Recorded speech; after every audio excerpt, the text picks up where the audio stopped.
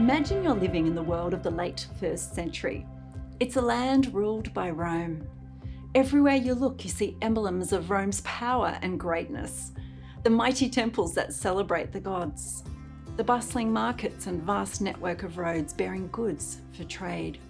The wealth pouring into cities on the back of slaves, trafficked as spoils of war.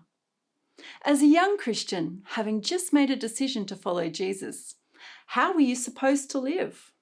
What does Jesus' way look like in the midst of an empire that celebrates the glory of the emperor, the use of violence, love of wealth, and the abuse of power to advance its kingdom? This was the world of the early church in Asia Minor. And God, of course, had an answer. Part of God's answer came to a leader called John in the form of a symbolic vision now recorded for us as the book of Revelation. Just as Jesus promised, the Holy Spirit spoke to show the church how to apply the gospel to their world. The vision in Revelation shows the difference between the human way of doing things and heaven's way of doing things. And it's a message that's relevant for us today. So let's take a look at one of those visions told in Revelation chapter 13. It uses the symbols of two women. The first woman is a drunken prostitute.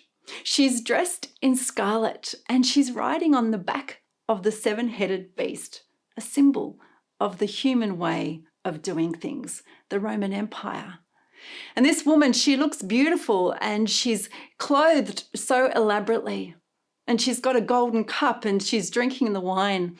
But the vision goes on to say that the wine was full of toxicity and she was feeding it to people and they were becoming sick. But then there's a second woman shown in Revelation 19. This woman is a bride dressed in white. She too is beautiful, but her beauty lies within.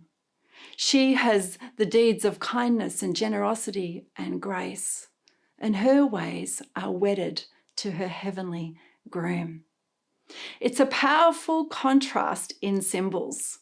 You see, a prostitute is in a relationship to get something from you. The bride is in a relationship to give something to you. The one gives for self-gain, the other gives for love. And it's the second one that God calls us to live by, to be motivated by the heart of a bride. Well, how does that work in practice?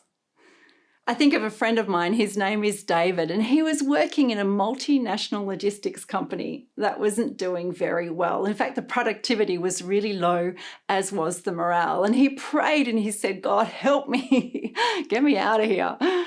But the Holy Spirit spoke to him and said, David, I have a solution for this.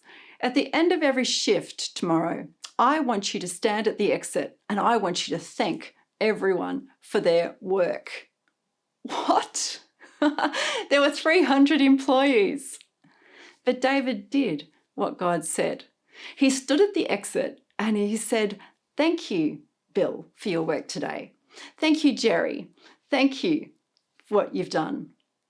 Well, the boss soon heard about it and he had a conversation with Dave and said, what are you doing? We pay these men to work, just make them work harder. But David persisted every day at the end of the shift, saying thank you. Within a month, David's shift had rapidly increased in productivity, such that the HR manager came down to see what had happened. David, what did you do? Can you see how it works? When we listen to the Spirit, when we follow the ways of Jesus, we're going to live in a way in which our actions are oriented towards others. We come at everything we do with an attitude of giving rather than taking. When we hear from God, we're going to have a change in our behavior that lifts other people up. And the productivity, the success of our lives will be seen in the blessing of others. Let's be people that live with the heart of a bride, who clothe ourselves in acts of kindness and generosity and grace, who never work to get something from people, but who work to give something to others.